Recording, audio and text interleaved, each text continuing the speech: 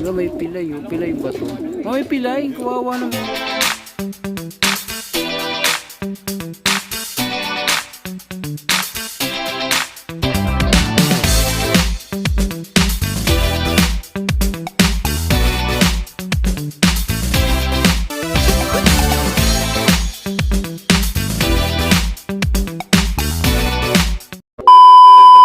So yun, magandang gabi mga kaburkutu. So ngayon nga ay loading time na naman. Poorly pa naman mga kaburkutu. So ilo-load natin yung 6 na ibon natin na nakauwi galing Alaminos. So 6 out of 6 tayo sa Alaminos mga kaburkutu. So ilo-load pa rin natin yung mga warriors natin. Yan, sa pangunguna ni 10-10-10. And then ito si 27. Si Batman, ayun si Batman. Si Wapu, ayun. Si Wapu. Si Wapu ba to? O si Wapu to? Ay hindi yan si Wapu. Ayun ito yata si Wapu sa pugad nila. Kasi may anak sila eh. Yung anak ni Wapu. Ito si 105. Nasaan si Wapu? Ba't nawawala? Ito pala si Wapo. Tabi ko na pala.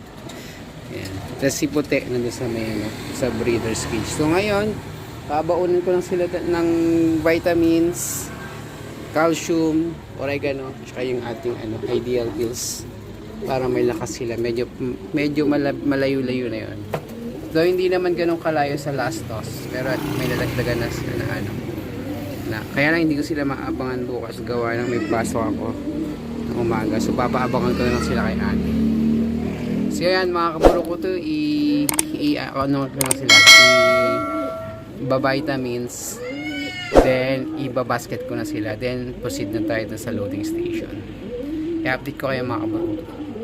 Bye bye. Eventually. So yan yung mga kaburo ko to. Ito yung pababao natin sa mga alaga natin. Ito yung may loading. Ito yung pinakabao natin. Pero pag ordinary days, wala to. Yung lang, yung araw-araw. Pero pag may sila sa malayo. Yan. Para meron silang energy pagbalik nila. Kaya diretso, pagka vitamins, diretso kargan na natin. So yun, balitaan ko kayo. Yun, magandang gabi mga kaburkutu. Ito na, nakabasket na nga yung mga kalapati natin, mga alaga natin. So ilalagay ko na sila sa motor para hatid ko na sila dun sa loading station. Then yan, abangan na bukas. So ang toss is Lipa, Batangas. Konti lang inadagdag dun sa last toss na Alaminos. So yan, karga ko na sila mga kaburkutu. 1 minute 37 seconds later. So yun, magandang gabi uli mga kaburkutu. So sa point na to, nandito na tayo sa loading station. Ayan, naipasok na rin sa crates yung mga alaga natin. May napansin lang din ako dito na yan, yung kulay bluebird na yan. Merong sugat sa paa. Sa lip yan, nakikita natin. Nakaangat yung paa niya na may sing-sing. Tapos nangingitim yung paa niya. Baka naipit to sa crates ng previous toss. Kaya lang sana yung amo hindi na siya inos muna. Yan, pilay siya. Wawa naman. Tapos ito naman, sa tabi niya, sa left niya, nakikita niyo yan, may itim na sing-sing. Isa rin siyang kawawa din siya eh. Pero ang kalapati naman kahit may ganyan nakakauwi naman siya, pero kawawa lang. So, baka maipit. Ito isa yan. Yung blue check. Hindi pa lang nakikita na sa kaliwa. Nakikita niyo wala naman siyang paa. Yan. Putol yung kaliwang paa niya. Itong blue check na ito. So yun mga kaburkutu. Siguro yung ibon na yun mabilis. Kaya lang putol yung paa.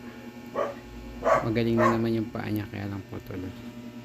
Pero ito sana itong namamaga yung paa na nangingitim. Sana hindi na lang muna kinarga ng may-ari. Kasi syempre kawawa naman.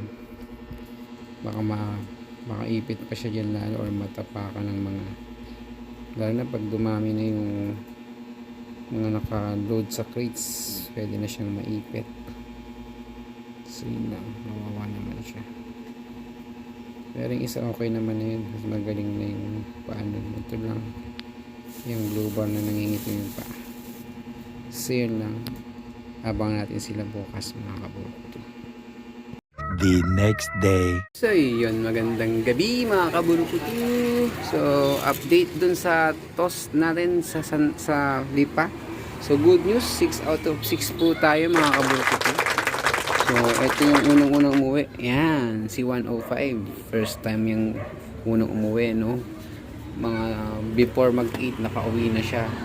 Kasunod niya si si 27. Yan. Tapos si Batman, I think. Yan si Batman. Tapos si Puti nandun sa may kulungan niya. Si Wapu at si 10-10-10. Si Wapu, yan, medyo stress. Tapos si 10-10-10 nandun. Ayun si 10-10-10, mukha rin stress. Ayun, nandun sa so mga burukutu, ipainumin ko sila ng vitamins na para kahit papano. Ayun, mukhang stress para matanggal yung stress nila. Pero yun, masaya tayo mga burukutu na 6 out of 6 sila sa Lipa, Batangas. So good news yun. Tsaka maaga sila nagsiuwi, before mag lunch kompleto na sila. So at least magandang development sa kanila yun. So ang next na toss is Ibaan yata, Batangas pa rin. Ayun ay mangyayari sa Sabado, tapos abangan sa Linggo. So yun, makapag-abang tayo sa Linggo. Kaya ayun, samahan nyo ako dun mga bro. Pero yun, for Lipa Batangas toss, good news tayo, 6 out of 6 and maaga-aga yung uwi nila. So yun, dito ko tapos yung video natin sa toss na to. Tapos update ko ulit kayo sa next toss natin. Ayan mga bro. Yun lang, bye.